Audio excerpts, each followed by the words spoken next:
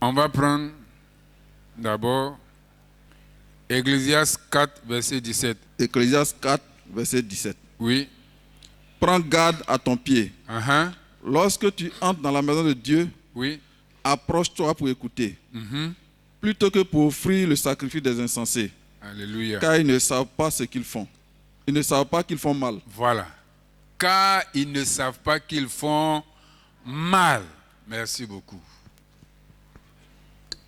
On va prendre maintenant 1 Samuel 2,30.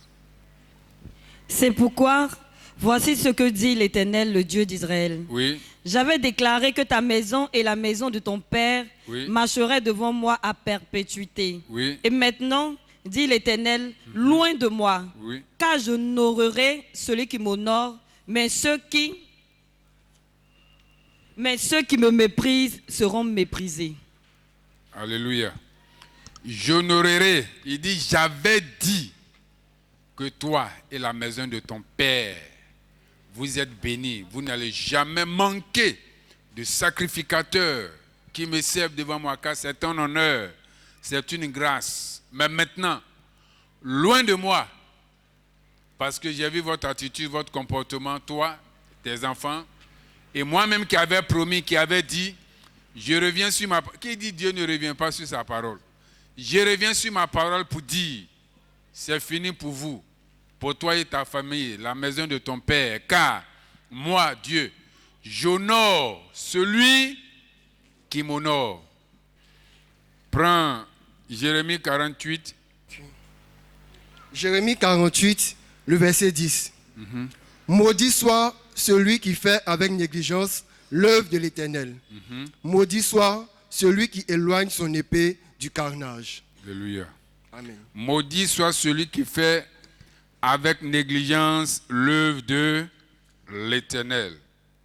Nous allons maintenant dans Matthieu 25, 1 à 13. Matthieu 25, versets 1 à 13.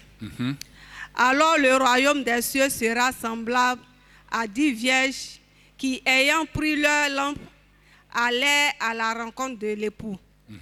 5 d'entre elles étaient folles et 5 sages. Les folles, en prenant leur lampe, ne prirent point d'huile avec elles. Mais les sages prirent avec leur lampe de l'huile dans des vases. Oui. Comme l'époux tardait, tous s'assoupirent et s'endormirent. Au milieu de la nuit, on cria, voici l'époux, allez à sa rencontre. Alors toutes ces vierges se réveillèrent et préparèrent leurs lampes. Les folles dirent aux sages, donnez-nous de votre huile, car nos lampes s'éteignent. Les sages répondirent, non, il n'y en aura pas assez pour nous et pour vous. Allez plutôt chez ceux qui en vendent et achetez-en pour vous. Oui. Pendant qu'elles allaient en acheter, l'époux arriva. Celles qui étaient prêtes entrèrent avec lui dans la salle des noces et la porte fut fermée. Plus tard, les autres vierges vinrent et dirent, Seigneur, Seigneur, ouvre-nous. Mais il répondit, je vous le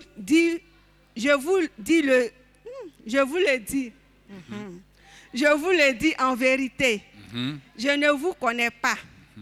Veillez donc,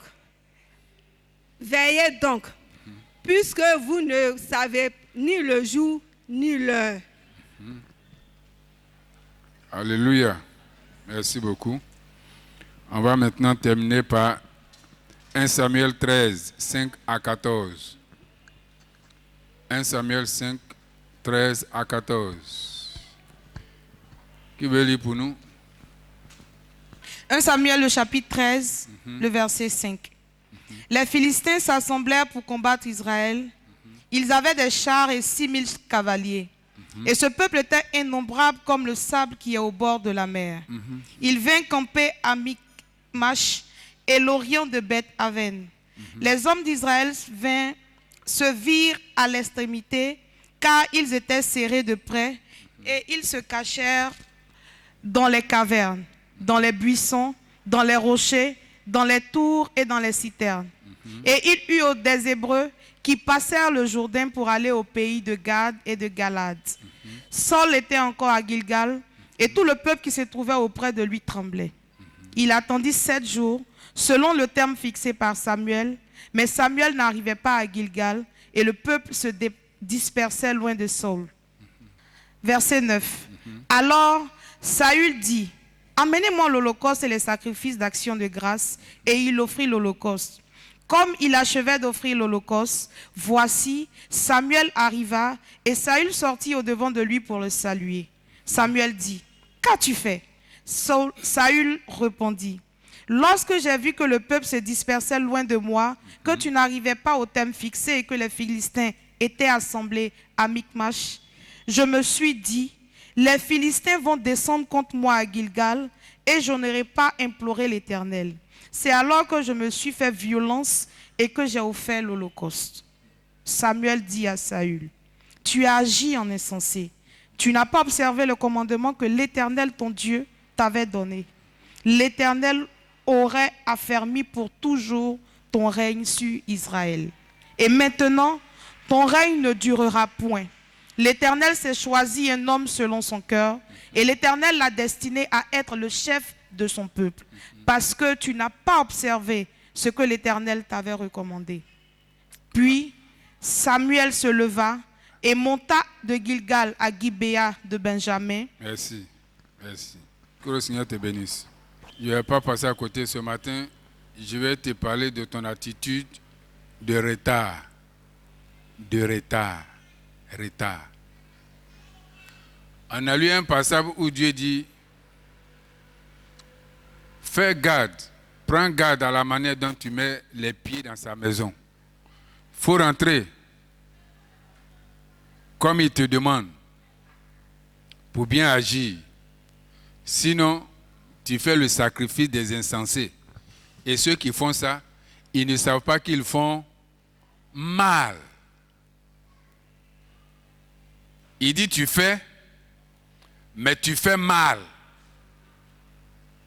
Et il dit maudit soit celui qui fait son œuvre avec maladresse, négligence. Celui qui ne fait rien, il n'a rien. Il n'a pas moins un sur ses bénédictions, il n'a pas plus un, il garde. Mais celui qui veut faire et qui fait mal, il dit, Dieu lui-même, il ajoute la malédiction dessus. On a parlé aussi des 10 vierges, les 5 folles et les 5 sages. Les sages ont prévu d'avance l'huile parce qu'elles voulaient garder leur lampe allumée afin de voir l'époux, le Seigneur, le Maître, lorsqu'il va arriver. Les autres 5 n'ont rien prévu. Elles sont venues parce qu'il faut venir. Donc c'était d'une manière désintéressée, négligente. Maintenant qu'on a dit, ah, l'époux arrive. Hé, hey, pardon, donnez-nous un peu d'huile, donnez-nous un peu de pétrole, on va allumer notre lampe. Hé, hey, Marie qu'on ne gagne pas. Ça fait 5 de moins. On est 5 seulement, on va lutter. Si on luttait à 10, là, c'était encore plus compliqué. Mais 5, allez, achetez pour vous. 15 ont pris maintenant, retourner pour s'apprêter, venir. Les 5 sont déjà rentrés. Est-ce que vous comprenez? Et le dernier passage, ça, je l'ai toujours lu ici. Saül, un homme, il a assis comme ça, et puis Dieu l'a soulevé pour faire de lui le roi. C'était le premier roi d'Israël. Donc c'était lui qui a été établi le premier. C'est vrai qu'il était beau, mais rien ne disait qu'il allait devenir roi. Dieu allait le prendre. Et pendant qu'il est roi, tellement il a pouvoir, parce que la parole du roi, c'est la parole. Ça, il a droit de vie comme de mort. Il fait ce qu'il veut, comme il veut, celui qu'il veut, comment il veut. Mais dans cette partie, pour aller en guerre, il faudrait qu'il y ait un sacrifice qui soit fait. Chaque peuple à sa manière. Tu sais sur quoi tu comptes, toi, pour être bien dans la vie. Le païen sait sur quoi il compte, mais nous, on compte sur Jésus. Dis Amen. Pour Israël, pour que la guerre soit remportée, il faudrait qu'on fasse un sacrifice. On ne sait pas ce qui s'est passé à cause de son attitude antérieure. Dieu va éprouver son cœur. Le roi a son rôle, le prophète a son rôle, le sacrificateur a son rôle. Comme le père a son rôle dans la maison, la femme a son rôle dans la maison, l'enfant a son rôle dans la maison. Dans l'église, moi le premier pasteur, j'ai mon rôle, les pasteurs qui sont avec moi ont leur rôle, les diacres ont leur rôle, le groupe musical a son rôle, le protocolaire a son rôle, les hôtesses ont leur rôle, le fidèle simple que tu es, je ne sais pas tu as duré combien d'années en tant que fidèle, toi aussi tu as ton rôle. Donc chaque rôle est partagé et chacun doit jouer son rôle. C'est le sacrificateur qui devait venir faire le sacrifice. Le roi, le sacrificateur, le prophète, les trois ont de temps en temps le Saint-Esprit, mais jouent des rôles différents. Personne ne devait empiéter sur le terrain de l'autre. Dieu dit, bon d'accord, pour avoir la victoire dans cette guerre, le sacrificateur fera le sacrifice. Alors que pour que le sacrificateur fasse le sacrifice, Dieu doit donner le top et le prophète doit lui dire, il est temps, vas-y. Alléluia. Le gars a attendu du verset 1 au verset 4 parce qu'on a commencé au verset 5. Du verset 1 au verset 4, la Bible dit que l'ennemi était comme, ils étaient comme le nombre des sables. Où? Il y a du sable ici. Si on ramasse les grains de sable ici, c'est beaucoup. Mais la Bible dit que l'armée ennemie était nombreuse comme le sable au bord de la mer. Tu es déjà parti au bord de la mer, non? Même si tu n'es pas parti, tu as regardé dans la télé. Tu vois que là-bas, attends. Donc, le roi a eu raison de trembler. Là, il tremblait. On doit faire le sacrifice pour commencer la guerre de victoire. Premier jour, il ne vient pas. Deuxième jour, même septième jour. Le sacrificateur ne vient pas. Jusqu'à ce que son armée commence à faire défection. Les soldats ont commencé à fuir. Si c'est chez nous, mais ils ont raison. Comment? Ils sont là, ils font mauvaise politique et puis c'est nous, on n'a qu'à partir combattre. Moi, il voit la mort comme ça. Ah, il dépose fusil, il s'en va. Il enlève treillis, il porte habit ordinaire des autres et puis il se cherche. Non seulement on entend le grand bruit de l'autre armée qui arrive et puis on voit le peuple qui doit résister, faire face, en train de fuir. Alors que l'animal qu'on doit faire le sacrifice est là. On attend seulement une seule personne pour faire le sacrifice. 7 jours, cette personne ne vient pas. Ah, l'animal est là. Petit Isaac a posé la question à papa. Voici le couteau, voici le bois, mais où est l'agneau? Cette fois-ci, l'agneau est là. Mais qui va tuer l'agneau là? Il n'est pas là. Ce n'est pas l'homme qui tue. Quand il a vu vraiment tout le monde en train de fuir, et puis l'autre quand arrivé, la Bible dit, il a fait quoi? Il a fait violence sur lui-même pour dire quand même. Moi aussi, il y a le Saint-Esprit. Il a pris le couteau et puis il a fait le sacrifice. Dès qu'il finit le sacrifice, c'est net. Il faut dire net. Celui qui doit faire le sacrifice arrive. Il dit, mais pourquoi tu agis comme ça? Il dit, non, comme j'ai vu que l'autre armée arrive, et puis toi tu n'arrivais pas, et les gens sont en train de faire défection, j'ai fait violence sur moi, et puis j'ai fait dire, oh, tu agis en insensé. Si tu avais attendu un peu, et que j'avais fait, Dieu allait affermir ton règne, tu serais roi pour toujours. Et puis cette armée ne verra plus jamais, même tes limites ne viendra pas ici. Mais parce que tu as fait ça, non seulement Dieu te rejette de la royauté, il s'est choisi un autre homme qui va devenir roi. Et toi, ton règne prend fin.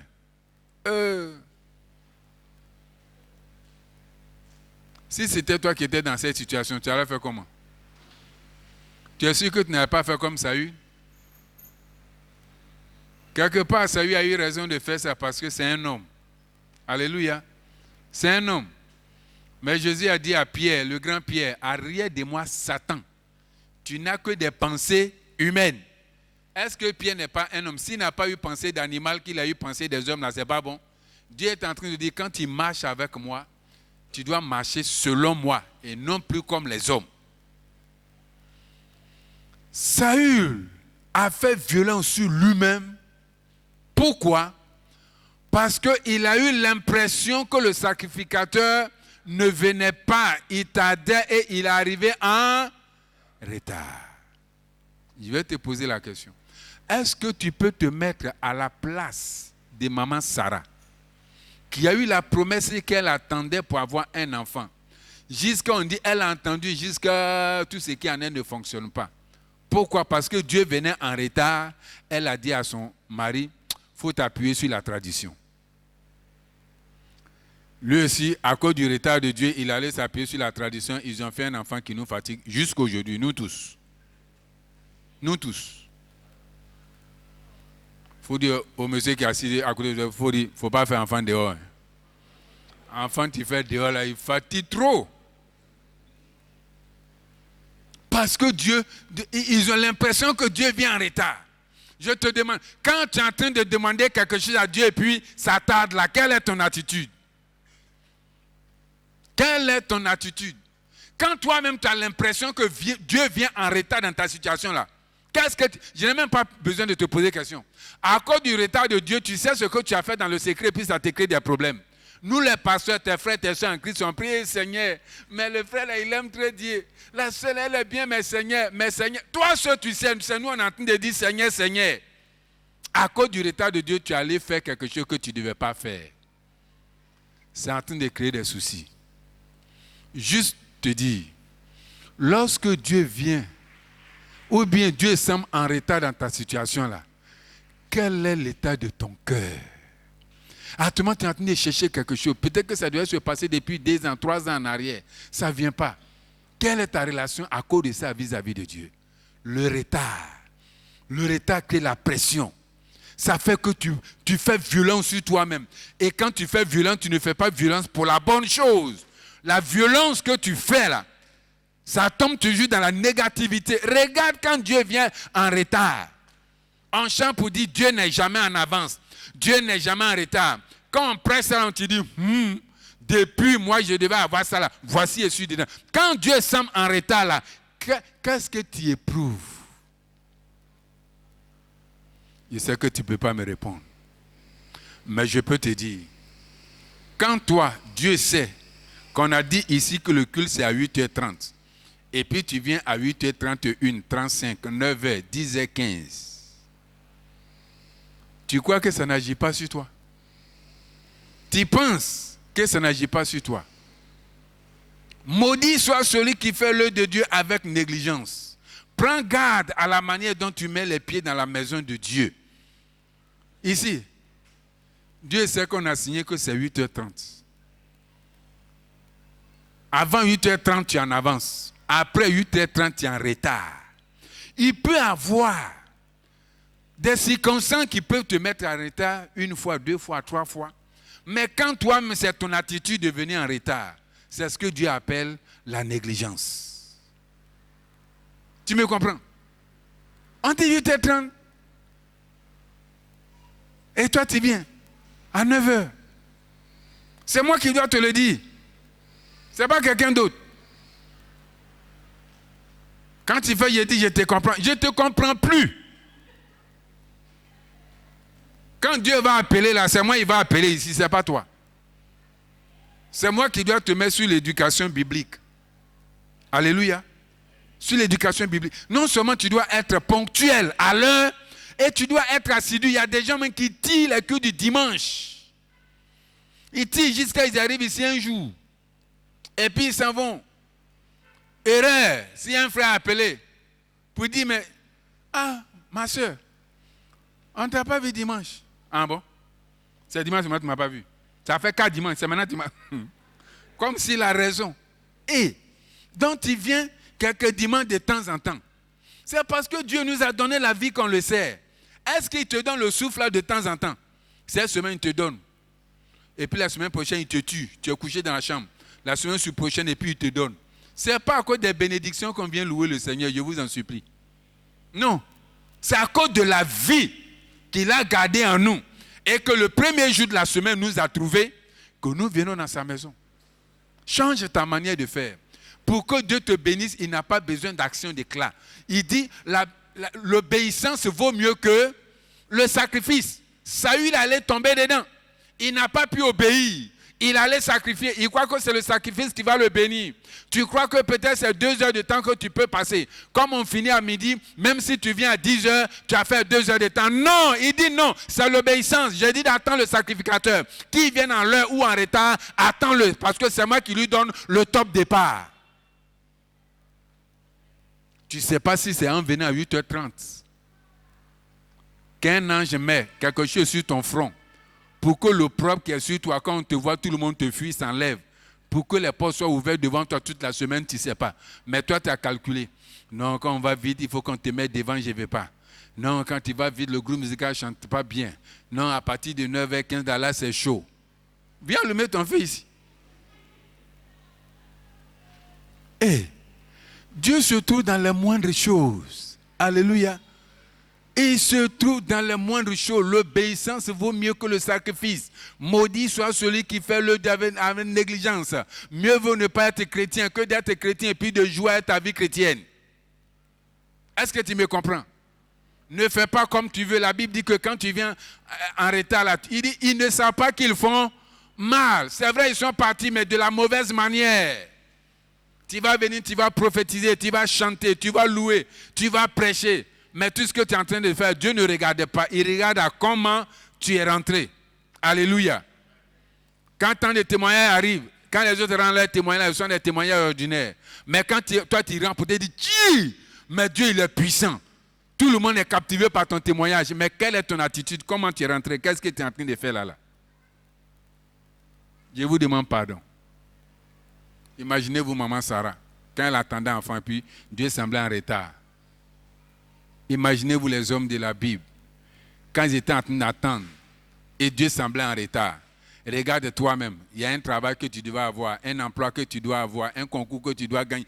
Quelqu'un t'a fait une promesse, même tu as compté sur ses pieds, fier, le temps est passé. Jusqu'à tu prends le chant pour te consoler. Si elle t'a dit, attends, toi tu sais que tu n'attends même pas, même c'est passé. Quand Dieu semble en retard dans ta situation, 8h30 là, c'est quoi? Je ne dis pas que ta fatigue n'est pas réelle. Hein? Je ne dis pas qu'à cause des transports, tu devais demander un temps. Non. Quand une circonstance même t'a mis dans la situation, Dieu le sait. Moi, je ne peux pas te condamner. Mais quand toi-même, tu as mis ça dans ta tête et puis tous les jours, tu viens en retard. Non, je vais t'aider. Je vais t'aider pour ne plus que tu sois en retard. Peut-être que je vais poser la question et puis nous tous, on va répondre après. Mais à partir de maintenant, le culte va commencer à 8h. On ne va plus venir à 8h30. Même quand j'avais mis le culte à 9h, c'était la même lassitude. 8h30, même chose. L'heure normale, c'était 8h. Ceux qui voudront toujours venir en retard, même si on met à midi, ils viendront à midi 25. On va reprendre nos cultes là à 8h. Maintenant, il ne sait pas si c'est le premier dimanche de septembre ou bien le premier dimanche de octobre. Mais on va reprendre nos cultes là à 8h. Quelle que soit l'heure qu'on va mettre, certains ont décidé. Ah! Attends, sur la terre là, toi, tu as quelqu'un sur qui tu comptes? Sinon, moi, c'est sur Dieu que je compte. C'est à cause de ça pour lui là, je ne joue pas avec. Il faut bien marcher avec Dieu, tu vas voir qu'il y a bonne chose dedans. Alléluia. Je t'ai prêché ici que ton amitié soit vraie, mais que ta marche avec Dieu aussi soit vraie. Quand ce n'est pas vrai, là, il t'a déjà rejeté, mais tu ne vois pas. Physiquement, il a rejeté Saül. Il a déjà pris David, mais David ne savait pas qu'à cause de son attitude, là, on l'a choisi comme roi. Il ne savait pas. Mais pour nous, là, malheureusement, c'est spirituel, tu ne vois pas. Quand tu fais ça, tu rends. Que ton adoration de Dieu soit vraie. Si tu sais que c'est Dieu qui fait tout pour toi, là, on dit à 8h30 là même, là, 7h30, toi, tu es déjà là. Et non seulement tu es venu arrêter et puis on te placer, c'est toi-même qui veux te placer. Oh! Ce n'est pas parce qu'il y a trop des gens que ça me fait mal. Non, c'est ton comportement vis-à-vis de Dieu. C'est ce qui me fait mal. Dieu, pour te bénir, n'a pas besoin d'action d'éclat. Quand tu dois faire une action d'éclat là maintenant, il dit c'est lui qui te donne pour que tu viennes faire l'action d'éclat. Il regarde ton attitude pour te donner ce qu'il faut. Alléluia. Dis à ton voisin, plus de retard. À partir des données avant et de maintenant, le culte à 8h30. Il faut mettre ça dans ta tête. Non, il n'y a pas dit de lui, il faut mettre dans ta tête. Ça, c'est moi qui t'ai dit. Alléluia. Premier dimanche J'ai décidé, mais premier dimanche le mois prochain, c'est quoi? Septembre. Et puis premier dimanche tombe 1er. Madame Zo, tu mets dans le truc. Le culte commence à 8h. 8h00. Nous-mêmes, le temps même qu'on prend pour prêcher, ça ne nous suffit pas. Il faut voir comment on est pressé dans les choses. Tout ça pour te comprendre, pour que tu viennes un peu à 8h30. Malgré ça, tu viens. Ok, d'accord. On aurait au moins 30 minutes de plus. Ne faites pas ça. Dieu nous aime trop. Sa volonté, c'est qu'on soit en bonne santé. Qu'on soit prospère à tous égards. Quand il dit à tous égards, dans tous les domaines. Il y a certains, ils prospèrent dans l'argent. Mais leur mariage, là, ça ne va pas. D'autres, ils sont bien dans leur foyer, là, c'est propre. Mais au travail, ça ne va pas. Dieu dit, il veut qu'on prospère à tous égards. C'est notre attitude seulement, c'est tout. Notre attitude seulement. Quand il dit d'aimer même ton ennemi, tu viens à l'église, même ton frère, ta soeur qui est à côté de toi, c'est ton ami, ton frère, mais tu peux même parler. Vous êtes assis et puis même, ça va. C'est notre attitude que Dieu regarde. Faisons un effort. Alléluia. Faisons un effort, changeons d'attitude. On va trouver Dieu là où on l'a laissé. Ça me fait tellement mal. La Bible dit qu'on a un si grand salut. Un si grand salut. Mais nous, on néglige ça. On ne traite pas avec un homme. On n'a qu'à dire qu'il y a une autorité qui arrive ici. Tchie! Le groupe d'organisation va me dire, parce qu'on doit mettre quoi? Non, on doit faire quoi? On doit changer ça? Est-ce qu'on doit faire... Ça, c'est quand une autorité arrive. Hein? Mais moi-même, j'ai pris sur ça là. Ça fait combien de temps? Vous-même, vous savez que j'ai changé ça. Je suis devenu ordinaire ici. Tous les jours, je suis dessus. J'ai acheté pot de fleurs. On ne change même pas. Moi-même, j'ai soulevé, j'ai jeté ça là-bas. Je vous regarde. On remplace. Hey! Autorité n'a qu'à venir. Parce que c'est comment? Je vous demande pardon. Quand j'ai pris, je vois beaucoup de choses. Mais c'est notre attitude. Alléluia. Que chacun chante son attitude. Ton papa, simplement, quand tu chantes son attitude envers lui, regarde comment il te prend. Ton camarade avec qui tu marches, quand tu chantes ton attitude avec lui, regarde comment il te prend. Et Dieu, il nous interpelle toujours. Quand tu dors jusqu'à tu viens en œuvre là, tu as gagné quoi de plus par rapport à nous? Tu as gagné quoi de plus? Il faut dire pas le retard. Aïe! Mais c'est ce qui fait que Dieu vient en retard dans nos vies. Vous croyez que c'est faux? C'est ça seulement. Il dit, heureux les miséricordieux car... Ce que tu fais, tu reçois. Tu as dit non, lui il est Dieu, il n'a qu'à rester Dieu, toi tu es resté homme. Aïe! Il y a des gens même qui sont en train de mourir, ils cherchent même vraiment à se réveiller à 8 heures. Pour se réveiller à 8 heures, c'est une lutte. Ils se demandent, mais est-ce que 8 heures va le trouver? Toi, comme ça te trouve là, tu donnes ton temps que tu veux pour venir à l'église. Et c'est moi qui peux parler pour corriger. Si quelqu'un devient là, il va dire que c'est moi qui vous permets, je suis trop léger avec vous, je vous laisse trop faire ce que vous voulez. Je vous dis, souvent quand je parle là, vous pensez que c'est parce que je suis autoritaire. On ne vient pas dans la présence de Dieu pour faire ce qu'on veut, pour s'asseoir où on veut. Non. Il dit l'humilité précède la gloire. Ça commence dans sa maison. Un enfant te dit non, il ne faut pas faire ça, il ne faut pas t'asseoir, il fait ci. Si c'est lui un ami là pour faire, écoute-le. Dis-moi parce que comme moi-même j'ai fait protocole là, il faut voir les gens. Quand ils viennent, quand ils arrivent devant là, et puis ils me voient. Ils accélèrent. Et puis ils font comme s'ils ne m'ont pas vu. Ils mettent le téléphone là, ici, comme s'ils se cachent de moi. Et puis quand ils viennent s'asseoir là même là, ils viennent s'asseoir maintenant derrière la personne qui est devant. Moi, je suis qui? Je suis qui? Non, ne faisons pas ça. Alléluia. Dieu a beaucoup de miracles pour nous. J'ai dit, le miracle peut te trouver dans ta maison. Ce n'est pas à l'église qu'on va prier, puis le Saint-Esprit. Le miracle peut te trouver partout où tu te trouves. Parce que l'Esprit de Dieu est avec nous. Alléluia. Non, faisons un effort. Faisons un effort. Je vous dis, la vie chrétienne, c'est un tout. C'est un tout. Il ne faut pas seulement venir pour venir bien prier et puis tu viens en retard. Il ne faut pas venir aussi à l'heure par rapport à tout le monde et puis qu'on dit prier. Non, c'est un tout. Il dit 6 jours, il nous a donné.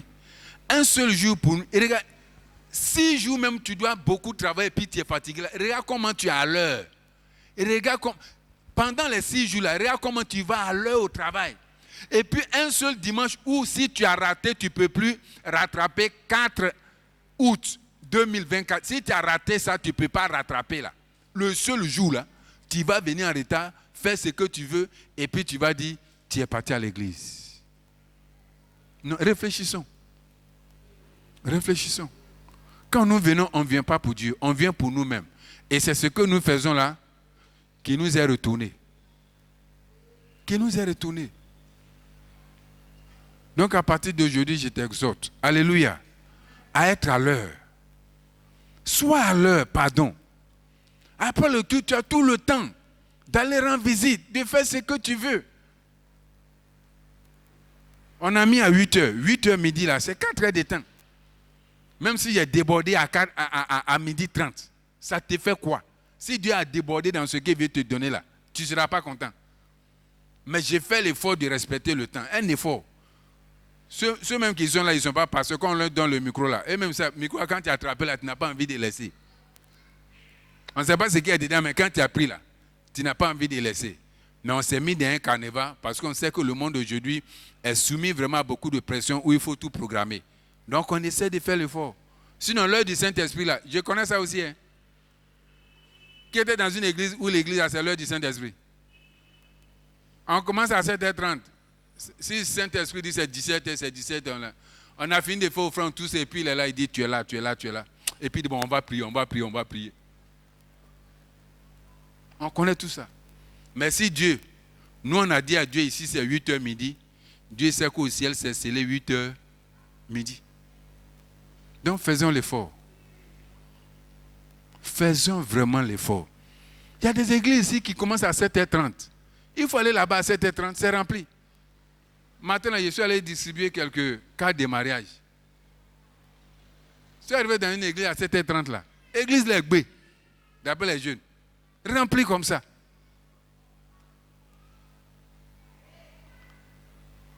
Ici, on a commencé la prière d'ouverture à 8h30.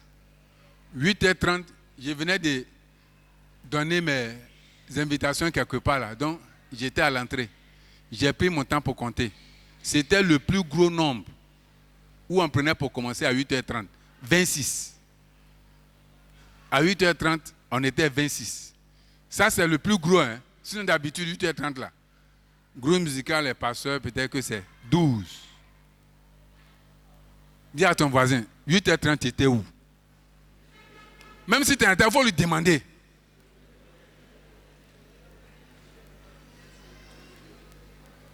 J'ai dit qu'il peut arriver où tu peux être en retard. Ça, c'est des concours de circonstances. Gloire à Dieu. Mais donne-toi le temps d'être à l'heure. 1er septembre, ce n'est pas amusement, 8h30. Ce que je viens de dire là, il faut retenir ça. Et 8h. Fais un effort. Souvent, Satan te met dans des combines bizarres. Tu crois que c'est Dieu qui t'a donné l'opportunité. Et puis tu t'appuies dessus. La Bible appelle le diable. Je me souviens, hier, on partait distribuer nos cartes là. Et puis, moi actuellement, à cause des petits anniversaires là même là, j'ai des problèmes financiers. Donc quand j'ai eu le reliquat qui restait 100 000 francs pour les alliances, j'ai appelé la femme et j'ai dit, hé, madame, j'ai eu tes 100, ça fait 3 semaines. Je vais faire le dépôt. Elle dit, non, pasteur, toi tu es trop bien, ne fais pas de dépôt, tu vas m'envoyer. Avant-hier, Maurice et moi, on est partis. Viens. Eux-mêmes, la personne n'était pas là, n'était pas venue. J'ai failli m'énerver. J'ai dit, bon, Maurice, d'accord, encore rentrer. Pendant qu'on rentrait, j'ai dit, moi, mais je n'avais pas l'argent là sur moi. C'est que c'est Dieu même qui a fait que les gens n'étaient pas là. Hier encore, on m'a donné rendez-vous 9h. On arrive là-bas à 9h. Tellement je leur parle, puis on dit non, pasteur, non, toi tu es trop bien. Non, pasteur, tu es trop bien. Non. Quand on arrive, on a causé un peu, bon, ils nous ont donné les alliances.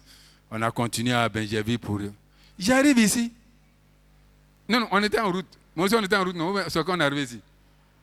Ah oui, c'est quand on était chez M. Béji, on a quitté là-bas. Il dit, Maurice, mais elles n'ont pas pris l'argent là. Voici les 100 000 francs. Maurice dit, ah papa, on dirait que c'est Dieu. Hein. J'ai dit, toi, petit, il faut quitter là-bas. Il dit, mais avant-hier, tu devais donner. On n'est pas parti avec. Aujourd'hui encore, tu es parti. Elles n'ont pas pris. Dieu me connaît les points qui sont là. Il était en train de me chahuter. On les a rappelés, puis on est parti. Et quand je suis revenu, mais papa, pourquoi tu es revenu? J'ai dit, mais vous n'avez pas remarqué. J'ai votre argent là ici. Elle se regarde. Non, papa. J'ai dit, mais voici ça. Quand il a sorti le reçu, c'est la même. Elles se sont rendues compte. Si c'était toi, tu avais fait quoi? Elles ne savaient même pas que tu as dit que c'est Dieu. Tu dors jusqu'à 8h30 et tout, tu dis, ah, le Seigneur m'a permis de me reposer. C'est pas, c'est Satan. On appelle ça assoupissement. Ça, là, si on avait fait ça là, c'est pas fait de Dieu, mais c'est qu'il allait appeler ça vol. C'est pas kleptomanie, vol. Il y a des petits trucs comme ça qui nous arrivent et puis ça nous fait glisser un peu. Et puis le zèle de chrétien que tu avais avant là, ça tombe tout d'un coup. Boum. Dis à ton voisin, réveillons-nous. Août jusqu'à maintenant, il nous reste 5 mois. 5 mois là, on peut relever tous les défis de cette année. C'est possible. Changeons d'attitude et puis le Seigneur va nous accompagner. Alléluia. Tu vas te tenir debout, on va prier. Tiens-toi debout, on va prier.